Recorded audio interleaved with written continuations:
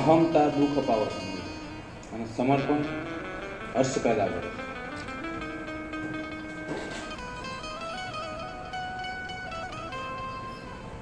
તમારા અહમ હોય તો તમને દુઃખ પડે મળશે.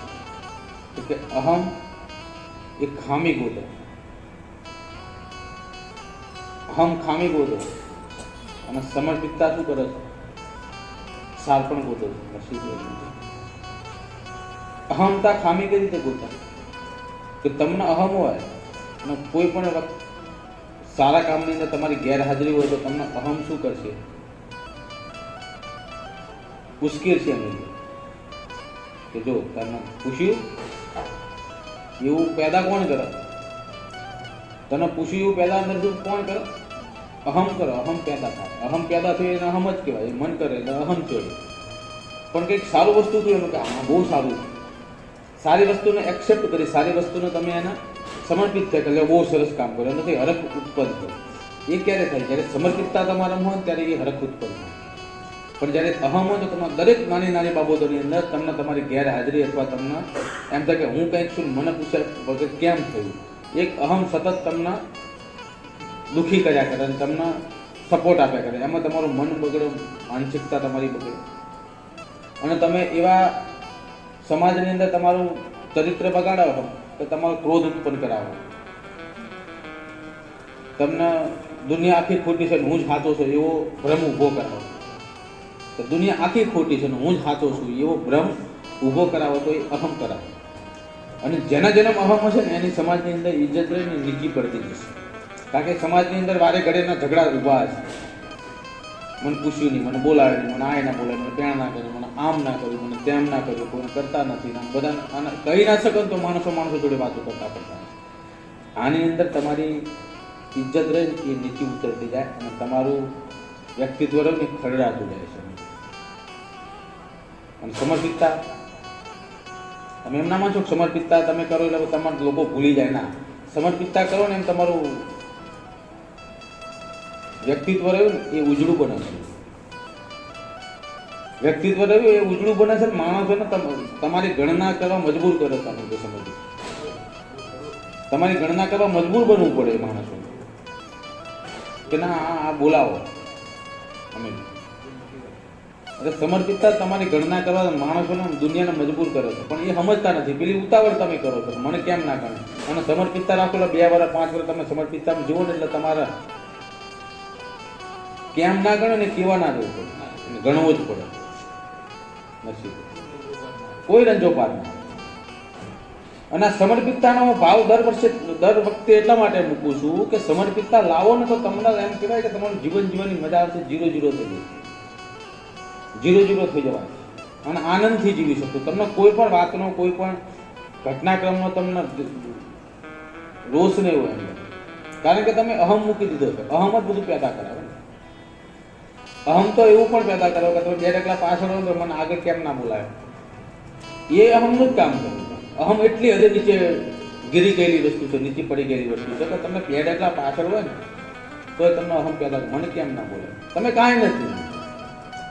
તમે ભગવાનને સમર્પિત કરી દો. તમે જે જગ્યા પર ઊભા છો, જ્યાં તમારું સ્વાગત થઈ રહ્યું છે, જે કંઈ તમને પ્રાપ્ત થઈ રહ્યું છે, જે કંઈ પણ વસ્તુ પ્રાપ્ત થઈ રહ્યું છે એ તારી મરજી છે. અને એ મરજીને એક્સેપ્ટ કરી, એ મરજીને સ્વીકારી અને એમાં આનંદિત રહો ને એનું નામ જીવન કહેવાય. પણ ભગવાને આપ્યું ને એને સ્વીકારવું નથી, પરાણે માગીને લેવું છે અને એ તો ક્યારેય મળવાનું નથી. એમાં તમારી સભી ખરડા છે. માગીને કાંઈ મળતું નથી. મહેનત કરીને બધું મળે છે, માગીને કાંઈ મળતું નથી. માગીને મળે પણ કેવી રીતે મળે? ના મનનું.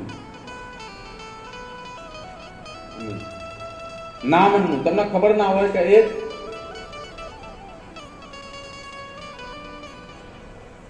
શિક્ષક અમીર એ માગણી કે બાળકને ભણાવે અથવા શિક્ષકને, અત્યારે તો શિક્ષકોની કોઈ વેલ્યુ રહી નથી. પહેલા શેરીઓમાં રમતા હોય, શિક્ષક રોડ ઉપર નીકળ્યા તો શેરીઓ ખાલી થાય. ફલાણા સાહેબ નીકળ્યા, રમી ના શકાય. એવી પરિસ્થિતિ તમારે હશે. જેને અનુભવ થયા છે એને ખબર હશે કે તમે એ વખતમાં રમતો પણ એવી હતી. તો સાહેબ નીકળે એટલે બધું શાંત થઈ જાય. સાહેબ જતા રહે પછી 2 જણા જોવા જાય કે સાહેબ ગેલી વટી ગયા, શેરી વટી ગયા, પછી પાછા છોકરા ભેગા થાય અમે અને પછી પાછું ચાલુ કરે. એ સાહેબની બીક હતી, મારની બીક હતી, ઠપકાની બીક હતી, બરાબર. એટલો ઠપકો એટલી ઇજ્જત હતી, એટલી મર્યાદા. હવે શિક્ષકની મર્યાદા અને એક વડીલની મર્યાદા. તમે જો તમને બે વસ્તુની બીક લાગશે, કોક તમને ભય પેદા મારવાની બીક લાગશે, એક કોકની શરમ તમારી આંખ ચૂકી જશે, એ પણ એક બીક જ છે. કોઈને મારવાની બીક લાગે ને કોઈ શરમના મારે બીએ જાય. આ બંને બીકમાંથી સાચી બીક કઈ ખબર? પેલી મજબૂર કરે છે મારની બીક, પેલી સાચી બીક કઈ ખબર? તમને આંગળી ના અડે ને તમે એનાથી ડરતા હોય ને એની જેવી સાચી બીક કોઈ નહીં. કારણ કે તમને કોઈ આંગળી ના અડડતા છતાં પણ એ વ્યક્તિને તમને ડર લાગતો હોય તો સમજી લો કે એની અંદર પ્રભુ જાગે છે, અને તમે એના અંદરના પ્રભુ જાગે છે ને એનાથી બી આવશો, એનાથી નથી બીયાતા, પેલા વ્યક્તિથી નથી બીયાતા, પણ પેલો અંદર જાગે છે ને એનાથી બી આવશો. તમે ઓળખો છો કે આની અંદર સ એ જોશે તો નહીં કહેતા કે ફલાણા એ વ્યક્તિઓ હું નહીં બોલી શકું, તમ નહીં બોલી, વડી જાય એમને આમ મારું હું નહીં બોલી શકું, એનું કારણ શું? એ તો મારે એવા છે ને, છતાં પણ એને આગળ નહીં બોલી શકું એનું કારણ શું? એ ડર ને ભય કોનો છે? એના વ્યક્તિત્વનો છે. અને વ્યક્તિત્વ ક્યાંથી ઊભું થાય? તમારા આત્માથી. ને આત્માની અંદર કોણ બેઠું? તો ભગવાન. ભગવાન ઊભો થાય ને તો વ્યક્તિત્વ સુધરે, નકર વ્યક્તિત્વ સુધરે જ નહીં. પ્રભુ જાગે તો વ્યક્તિત્વ સુધરે. એ ડર રહ્યો, એ ડર મહત્વનો છે. બાકી તલવારથી ને દંડાથી તો દુનિયા તમે ધારો ને દાટી શકે, પણ એ ડર શેનો ડર હોય ખબર? એ ભયનો ડર હોય. ભય અમીર કરી કાશે મૃત્યુનો ડર હોય, એના કારણે લોકો પરાણે ડરતા હોય. એની અંદર ડરની અંદર પણ એક વસ્તુ અલગ. મેં આપણે વાત કરી એ ડરના ડરમાં કેટલો ફેર છે. પેલો ડર જો ને એ સીધો એ જ ખરી વાત છે. એની નામ સાચો ડર કહેવાય. પેલો તો તમને પરાણે ડર પેદા કરે. એ પરાણે ડર જો ને એ તો ક્ષણિક ચાલે, પણ જે આ ડર જો ને એ ડર જો ને એ વ્યક્તિત્વનો ડર, એ સીધા કરે. પેલો ડર સીધા કરે. એટલે બે પ્રકારના ડર છે ને મિત્રો. કહેવાનો ભાવ એવો છે કે આ વ્યક્તિત્વનો ડર ક્યારે લાગે? તમારા ભગવાન ઉભો થયો, તમે એ પ્રમાણે રહેતા હોય તો તમારે તલવારમાં હથિયાર લેવાની કોઈ જરૂર નથી. માણસ એમને એમ તમારા હાથથી કરે. હથિયારથી ડરાવવું એ નપુસુકતા સામે, નામર્દાનગી છે. હથિયારથી તો કોઈ પણ ડરાય. તમારા વ્યક્તિત્વથી જ્યારે માણસ ડરતા થઈ જાય, તમારા વ્યક્તિત્વની આગળ કોઈ ટકી ના થશે, તમારા સારપણની આગળ કોઈ ઊભું ના રહી શકે. જૂઠી વસ્તુ, ખરાબ વસ્તુ, નરું સત્ય જ હોય અને એના અજવાળાની અંદર અંધારું દૂર થઈ જતું હોય, એવો ડર પેદા કરો. એવો ડર, હથિયાર વગરનો ડર, એવો કોઈ પેદા કરી શકો છો? સર એક ડર છે, હથિયાર વગરનો ડર છે. તમારા બાપનો તમે જોયો હોય, તમે ગમે તેવી પરિસ્થિતિમાં તમારા બાપ સામે તમારા બાપ આવે તમારી સામે, દરેકનો અનુભવ છે.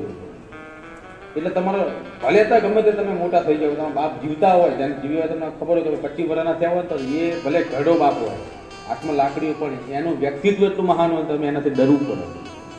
હમણાં બોલશું, એમાં કંઈક કહીશું.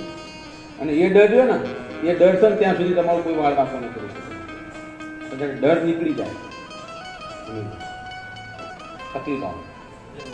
વજન વાળો છે. વજન ક્યારે હોય તો વ્યક્તિત્વનું વજન. અને દરેકના અનુભવ થયો છે, કારણ કે બાપની અંદર એક ભગવાન છુપાયેલો છે અને માની અંદર તો મા સ્વજ. એમાંથી તમને શીખ મળે છે ને કંઈ. તમે તમારા બાપનું જીવન જોયું છે, તમારા બાપની સંઘર્ષ જોયો છે, સંઘર્ષના અનુસંધાનમાં તમે સંઘર્ષ કરવાના છો અને એ સંસ્કાર તમારા બાળકોમાં ઉતરવાના સંઘર્ષના. તો એમાંથી શીખવાનું મળે છે. જિંદગી રહે ને એ યુદ્ધ છે. યુદ્ધ ક્યાંથી શીખવાનું? બહારથી શીખવા જવાનું નથી. ઘરમાંથી અનુભવો મળવાનું, સમાજમાંથી અનુભવો મળે અને એમાંથી તમે ઘડાવો. એટલે એ તમે જિંદગી જીવી શકો. નસીબ સમય સાથે બદલાવાની મેં વાત કરી દીધી. સમય સાથે, સમયની સાથે જ રહેવું. સમય મેં કીધેલું કરું કેવો સમય આવશે એની કોઈ કલ્પના તમે નહીં કરી શકો. સમય એટલો સ્પીડ હાલી રહ્યો છે કે 5 વર્ષની અંદર શું બનવાનું છે, શું કેવી પરિસ્થિતિ આવશે, એ કેટલું પરિવર્તન આવશે, એ પરિવર્તન તમારે એક્સેપ્ટ કરવું પડશે. કારણ કે તમે પકડી રાખો જે વસ્તુ, એ વસ્તુ તમારા ધોરણથી નહીં થાય. એ આત્મદે શક્ય છે. પરિવર્તન આવે એની જીવા થઈ જાય, પરિવર્તન આવે એની જીવા થઈ જાય. મુખ્ય ધ્યેય ના બદલાવો જોઈએ. કયો ધ્યેય? કે કોઈનું બધું બરાબર હાલે છે ને, ત્યાં બરાબર આ સમય ત્યાં આવો હતો, અત્યારે આવો. સ્વીકારી લેવાનું, પણ એ જેમ પ્રમાણે સમય હાલતો એનાથી આગળ નહીં જવાનું, એનાથી પાછળ રહેવાનું નથી. સમયને સન્માન આપશો, સમયને માન આપશો, તો જ તમે જીવનની અંદર, ઘરની અંદર, કુટુંબની અંદર લેવડતા જાળવી શકો. પણ સમય જેવો ચાલે છે એનાથી તમે બહુ એ કરવા જાઓ તો પછી એ બધું બગડી જશે. મેરેજ નહીં આ બહુ હોવું થઈ જાય, ત્યાં કઈ જવાય. સમય જેવો ચાલે છે એને એક્સેપ્ટ કરી લેવો પડે.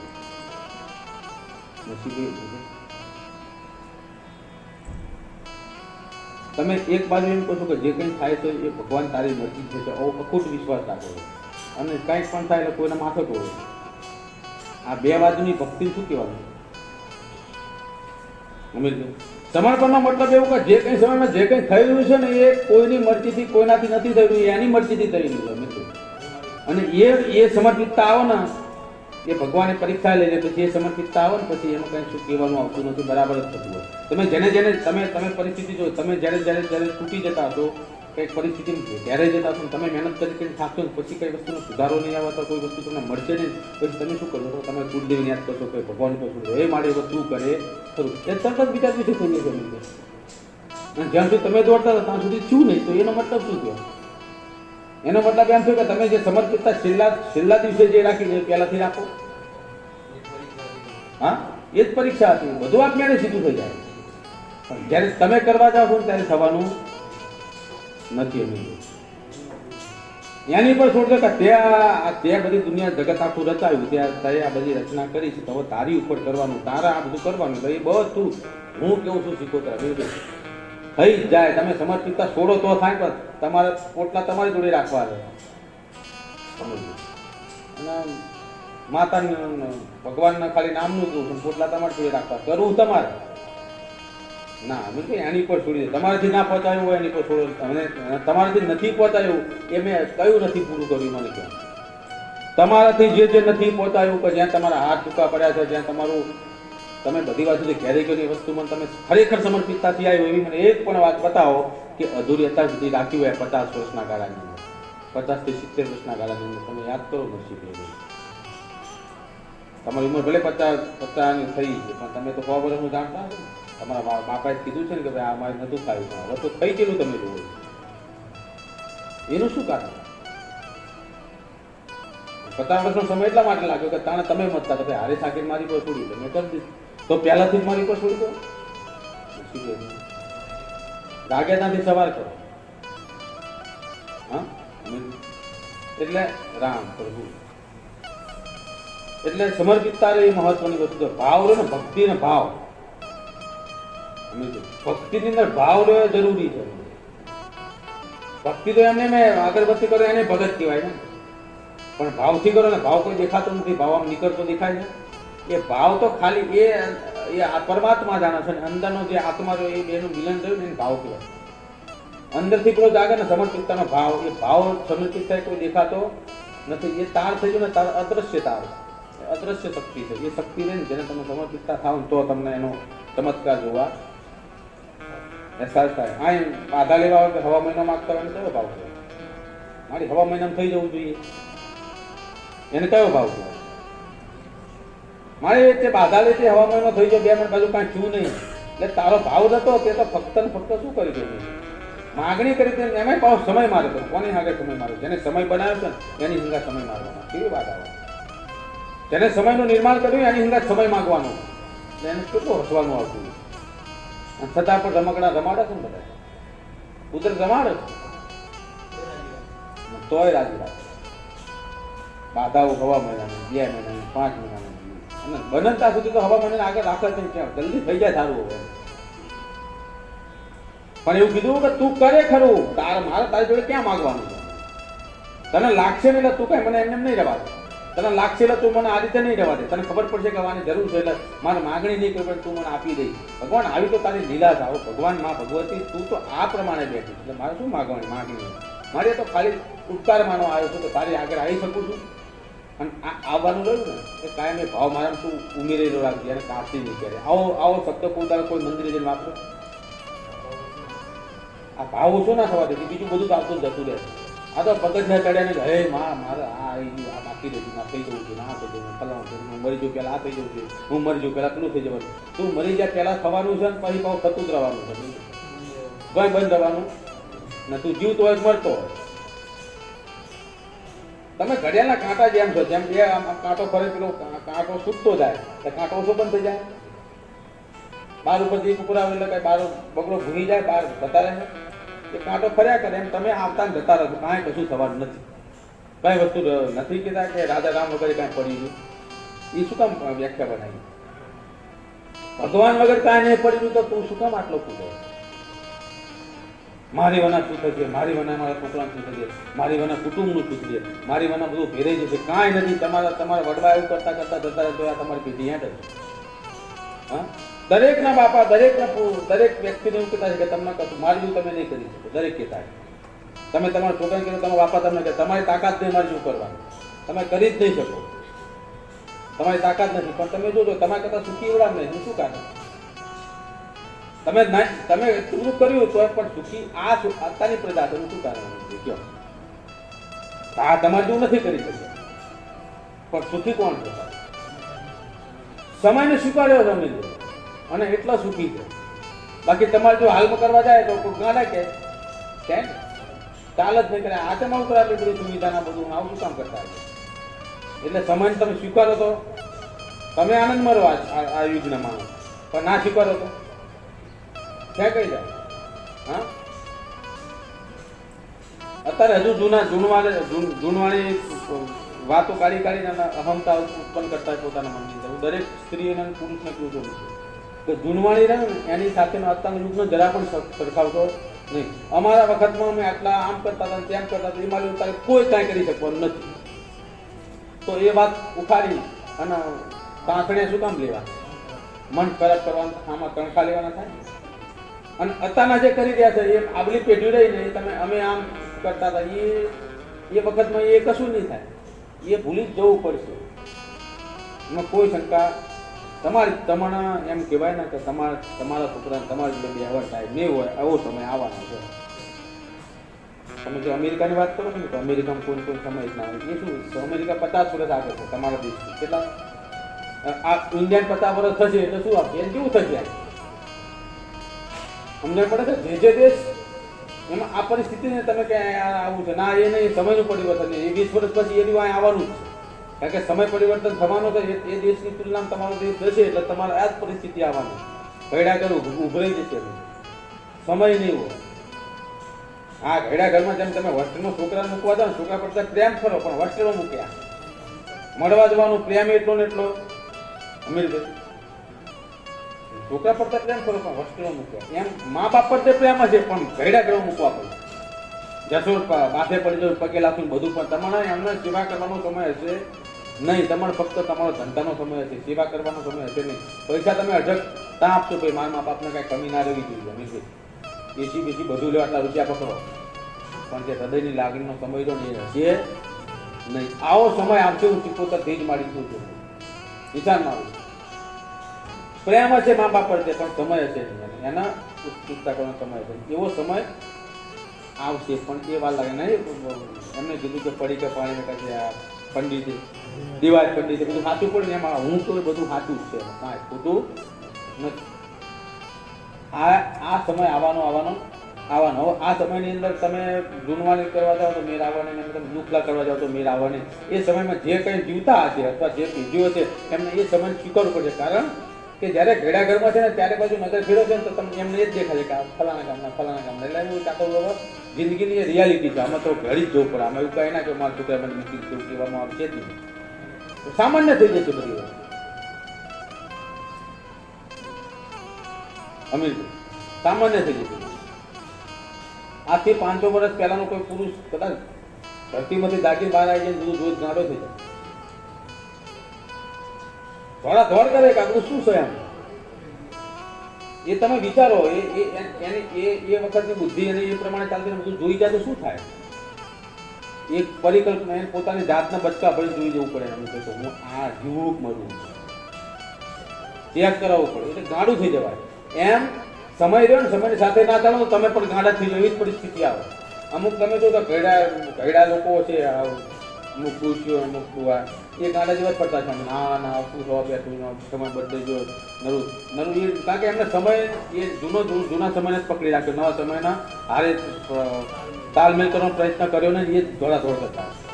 બાકી તેને તાલમેલ કર્યો ને તો શાંતિથી બેઠા છે, ભયડા છે ને તોય આનંદમાં છે, આનંદમાં છે. તમે અમદાવાદની અંદર ક્યાંક જોયા છે તો ભયડા લોકો તો ટી શર્ટો પહેરતા છે, સાવ ડોહા થઈ જાય તો જીન્સના પેન્ટ ટી શર્ટો ચશ્મા પહેરતા છે. અમે કોન્ટ્રાક્ટર કે આ જો ડોહો અહીં સાયકલ ગાડીઓ ચલાવતા છે પેલી તમે ઘણી વાર જતા કે જો ડોહો કે ગાડી ફરવી જો ને ડોહો ચલાવવા એ સમય સાથે સ્વીકારી લીધું એને બધું કરવાનું મોતથી જીવી ગયા. હા એ એમના જિંદગી કહેવાય નથી, એને સ્વીકારી લીધું કહેવાય. સ્વીકારી લીધું પરિવર્તન કોને સ્વીકાર્યું નહીં કહેવાય, બધાએ સ્વીકાર્યું શું કર્યું, સ્વીકારવું જ પડે. હું આપો કરે નિરાવર પરિવર્તન સ્વીકારશો તો જ તમે જીવન જીવી શકશો. દરેકને કીધું દુઃખી ના થવું હોય તો પરિવર્તન સ્વીકારજો. તમારો બાળક તમને કાંઈ કહે તો તમારે એવું નહીં મનાવો તમે કે તમારે કેવું કામ આ ઘરમાંથી પરિવર્તન આવવાનું સ્વીકારવું પડશે.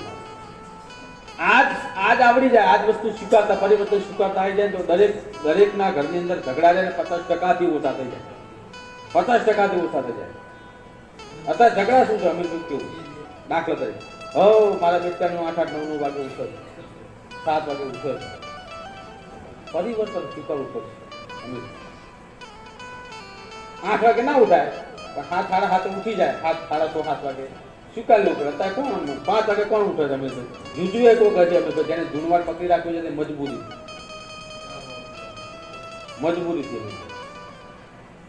પેલા 3 વાગે ઉઠવું પડતું કારણ કે ઘંટીમાં દહીણા દળવા પડતા હતા એટલે 3:30 ઉઠતા હતા. ભેંસુને ચાલ લેવા જવાનું, ભેંસું ધોવાની ને દૂધ ભરાવાનું, એમાંથી ખાણ ચાલતું હતું એટલે ઉઠતા હતા. હવે એવું કાંઈ રહ્યું નથી. તો વહેલા ઉઠાવીને શું કરવાનું? હા, સવારમાં ઉઠીને પૂજા પાઠ કરીને ઘર સાફ સફાઈ કરી એ તો જરૂરી છે. કોઈ 9-10 વાગે તો દાવદારી કહેવાય, કમસે કમ 6 વાગે તો કમસે કમ હાલના સુરતનો જેમ ઉગે અમે આમ આકાશ લાલ થાય ને અમે એટલે તમારે આંખ રહીને ખુલ્લી તમે સાફ સફાઈ કરવા જોઈએ એટલું તો રાખવું પડે. પણ અમેરિકામાં નહીં, એ તો તમે જેટલા વાગે હુવો કારણ કે 2 વાગે 5 વાગે નોકરી જઈને હવાનું 9-10 વાગે જ ઉઠો. બે પતિ નોકરી જતા હોય એટલે સવારમાં એ તો 3 વાગે નોકરીનો સમય હોય, રાત કાલે 3 વાગે ઘરે હુઈ જાય 12 વાગે ઉઠો એટલે 12 વાગે હજવાડીનું કાઢવા પડવાનું કાંઈ આવવાનું એ હુઈ જાવ એટલે હજવાડી કાઢી જતા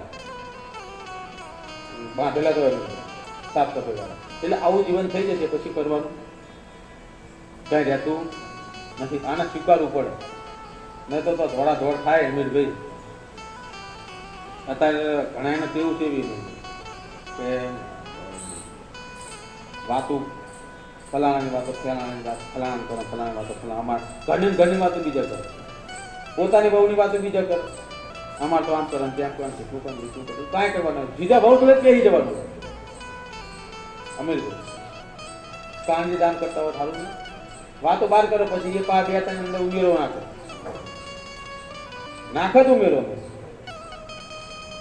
પછી ઉમેરો નાખે પછી તો આમ કરવાનું આતાની તો આમ છે તેમ છે શું કામ આમ કરે પછી ઉમેરો ઉભેરો થાય પછી પણ દર મહિનાની અંદર તો વિસ્ફોટ થાય એટલે કારણ કે હરગાઈ તો હોય મહિના પહેલા પેલું ને ઓલી પેટો નહીં આવતો ધીરે ધીરે અમુક પેટા તરત ફૂટી જાય ખબર હરગવતા હોય છાટલી ફૂટી જાય, અમુકને થોડીક વાલ લાગે.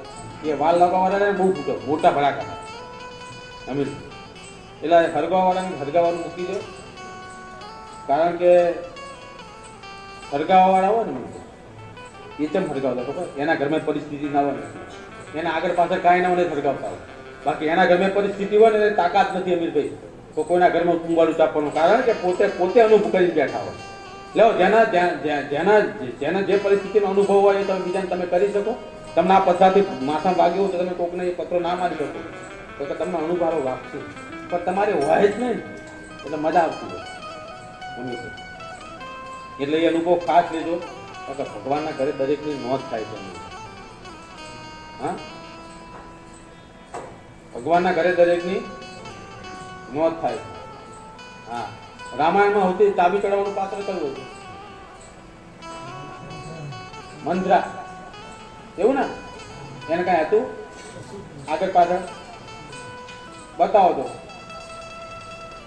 કોઈ નતું અમીરભાઈ એમ નતા બધું હોય એમને કહેવાનો ભાવ કે અનુભવ નતો ને તો તમને અનુભવ થાય તમે ના કરી શકો અમીરભાઈ એટલે હું એમ કહું છું કે તમને જો કદાચ ભગવાને કોઈ વસ્તુની ખોટ રાખી હોય ને અમીરભાઈ તો ખોટ ના તે એ અનુભવથી ના લેજો ખોટ રાખ્યો ને તમે તમારા માટે એવો સમય છે અમીરભાઈ તમે જો આ તમે સંસારની અંદર માયાની અંદર અમુકનો માયા નથી માયાના અમુક પાંચ મૂક્યા છે ભગવાને કાઢી કાઢે શું કામ કાઢી મૂક્યા કે હવે તો હરિભજી દે અને કંઈક તારું નામ કમા કંઈક હવે તારો તને લોકો યાદ કરે એ પરિસ્થિતિ પર તું વળ એ માટે લોકો ભગવાને જે લોકોને ચૂન્યા છે ને એ સમજતા નથી તું મારી નજીક આવ્યા તને માયા હતી માયા તો મેં રવા દીધી નથી તો તું એ પરિસ્થિતિ ના સમજ તારું નામ તને લોકો સલામ કરે એવો હવે તું બની જા અથવા એવી તું બની જા એ માટેનો સમય ભગવાને આપ્યો પણ ભગવાન તો એ બાબતે મ્યાણા ઠોકતું કરે આ માયા તું મારી જોડે લઈ લીધી આ માયા તું મને જમ ના આપી મારે તો માયા જોઈ દીધી બધી માયા છે માયા ના આવત ને અમીરભાઈ માયા ના આવત તો પતિ મરી જાય તો પત્ની મહા મરી જાય અમીરભાઈ માયા વધતો મર્યા પછી માયા નહીં રહેતી હા માયા તરત જ નીકળી જાય તરત જ ફેંસલો થઈ જ જાય તો પત્ની મરી જાય તો એ થોડા બે જણા પકડી રાખે પેલા બે દાડા હા કરી પતી જાય કેમ મરી નહીં જતા મને જવાન તો છોકરો મરી જાય બાપ મહા નહીં મરી જતો કોઈ નથી મરી જતું કોઈ પણ સંજોગોની અંદર કાંઈ થતું નથી માયા ત્યાં વિલુપ્ત થાય છે માયા ત્યાં સમાપ્ત થાય છે તમે તમારું મનોબળ પાછું મજબૂત કરી શકો તમે નવા જિંદગીથી ચાલુ જીવવું જ પડે છે એ હકીકત છે બાકી મારું તો માયા છે તમારું હોય તમારે હારે ચમ નથી આવતું એ મન છે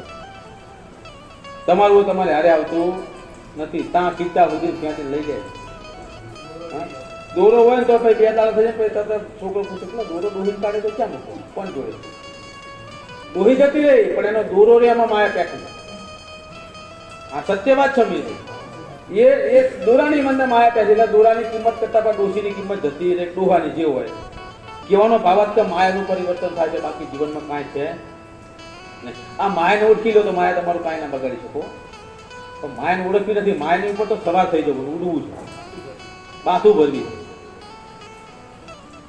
મેં કહેવાનું ઘણું બધું કીધું છે એટલે જે વ્યક્તિ જે જગ્યા પર જે સમયમાં જે પ્રમાણે દુઃખી થઈ જાય છે ને એ એના કર્મના આધીન છે એટલે તમારા વચ્ચે કોઈ રંજોપાત કરવાની જરૂર નથી અને મંત્રા તો બનતા નહીં શકુની કોદાળ બનતા નહીં અમે આ બે વસ્તુ બનતા અને બનો તો એવા બનજો કે ભલે દુઃખ પડે આતાને દુઃખ પડે તો એ કહી દઉં પાંડવનું દુઃખ પડ્યું હતું અમે રામનું દુઃખ પડ્યું હતું લક્ષ્મણનું દુઃખ પડ્યું હતું ભરતનું દુઃખ પડ્યું હાથે હાથે દુઃખ પડ્યું હતું બીજા કોઈ દુઃખ પડ્યા નથી એટલે જ્યારે જ્યારે તમારે દુઃખ પડે ને તો તમારે એટલું તો માની લો કે તમે ક્યાંક સાચા છો તમે ક્યાંક સક્ષમ છો ક્યાંક સાચા છો તો જ તમને દુઃખ પડે બાકી દુઃખ ના પડવું હોય તો કોઈ ખોટા દુઃખ જ ના પડે કારણ કે એને લડી જ દેવું હોય તો હા ખોટા દુઃખ પડે જ નહીં ખોટો ગમે તેનું કરે ને તો તમે સ્વીકારી લો કારણ કે આ જવા દો નાનું મગજ એવું ખોટો આને હું બાદશો ને કામ ડખા કરશે ખોટો માણસ એટલે એના તો એવું કેવા માણસ પી જાય બધા એટલે એને દુઃખ પડવાનું નહીં તો આનંદ થાય અમે દુઃખ કોને પડે પછી જેને નડતું હોય એને દુઃખ પડે જેને માણસ હોય એને દુઃખ પડે જેને માણસો હોય એને દુઃખ પડે બાકી તો જે ખોટા થાય ને એને તો હાથે કરીને લોકોને હેરાન કરવાની ખૂબ મજા આવતી હોય એટલે એને તો બહુ આનંદ થતો ભાઈ આનંદ બહુ ક્ષણિક હોય વધારે હોય નહીં પણ એવું જે કરતા હશે ને એના સંસ્કાર એના છોકરા મૂકરા છે ને ક્યાંય ના હશે બાકી જે સમર્પણથી રહેતા હશે ને એના બધા સંસ્કાર એના છોકરાનામાં હશે મા બાપની ઇજ્જતથી મારીને સમાજની ઇજ્જતથી મારીને કહી દે હું તું બોલાવું ચલાવું અમીર છે પર્સનલ જિંદગીમાં કોઈને કાંઈ જવાની જરૂર નથી પણ સામાજિક જિંદગીની અંદર વ્યક્તિ વ્યવસ્થિત છે ને અમીર છે હા એટલે એ જ મહત્વની વસ્તુ છે હળી મળી જીવો અને પોતાના મા બાપની ઇજ્જત રાખો અમીરભાઈ સમાજની ઇજ્જત રાખો સમાજના તમારો ઓટલો ખુલ્લો જેદારો હોય ને તમારો ઓટલો ખુલ્લો હોય એટલે ભગવાનનો વાત અત્યારે તો ઓટલા જાર્યું આગળ પડતા હા પેલા તો તકલીઓ આવી મારા છે ઘણો બાકી અત્યારે ક્યાં તકલીઓ રહી હવે તો પડતા તકલી ના આવી જોઈએ બધાને સ્વસ્થતા જોઈએ છે અમીરભાઈ. કોઈને કાંઈ કોઈનું એ કરવું નથી. એટલે ભગવાને બધું પરિવર્તન કર્યું છે ને પરિવર્તનનો તમે સ્વીકાર્યું છે અમીરભાઈ, અને સૃષ્ટિએ સ્વીકાર્યું છે. સૃષ્ટિમાં દરેક પ્રાણીએ દરેક પશુ પક્ષીએ પરિવર્તન સ્વીકાર્યું છે. નથી સ્વીકાર્યું? દરેક પ્રાણીએ સ્વીકાર્યું છે. અમુક પક્ષીઓ તો વિલુપ્ત થઈ ગયા છે. એટલે તમે એવું ના માનો કે વિલુપ્ત થઈ જાય, પરિવર્તન સ્વીકાર્યું. અહીંથી લઈને જેમ ફાવતું અહીંયા જતા રહ્યા, એમને અનુકૂળતા જતા રહ્યા. બાકી તમે એમ કહો કેલિફોર્નિયાના જંગલની અંદર કાગડા નહીં હોય, કાબરો નહીં હોય, એ બધું અહીંયા જ છે. અહીંથી બધું ત્યાં જતું જોઈએ. જંગલો જ્યાં એમને ફૂટકત હશે એવું નહીં કેલિફોર્નિયા છે, પણ જ્યાં જ્યાં એમનો અનુકૂળતા આવી એમને પરિવર્તન સ્વીકાર્યું કે ભાઈ આ એવો મજા નથી, એમને હિજરત કરીને એમને જે મજા ત્યાં જતા રહે. આ વિસ્તારમાંથી એ કરી લીધું અમે જે વિસ્તારમાં એમને તકલીફ પડી. બાકી સૃષ્ટિ ઉપરથી એમનું કાંઈ નામો નિશાન મટી ગયું એવું છે નહીં. પરિવર્તન જોઈએ, પરિવર્તન સ્વીકાર્યું. એમ તમારે બી પરિવર્તનને સ્વીકારવું પડશે, અને પરિવર્તન નહીં સ્વીકારશો તો તમે જશો હક નહીં પડે તમને નસીબ.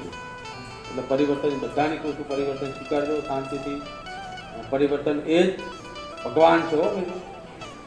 ભગવાનનું કે ભગવાનનો હાથ પકડીને હાલું. ભગવાન તું મારી તું મારો હાથ પકડજે કે તો મારી હાથ પકડે તો સ્વીકારવો નહીં.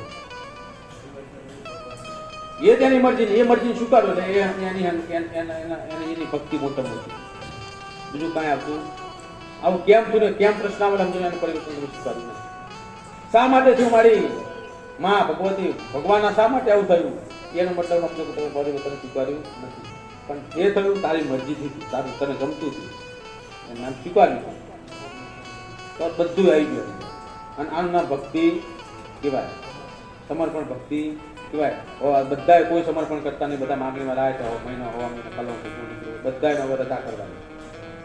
તો હવે આવો, હવે આ જ્ઞાનમાંથી હેઠા ઉતરીને પાછા આપણે માયાની અંદર દાણા જોવા, માતાઓને નડાવ કાઢવા અને બાધાઓ લેવા, સમર્પણ એક સાઈડ મૂકીને બધા આપણે ચાલુ થઈ જઈએ પાછા રમકડા રમાડવાનું ચાલુ. રજા.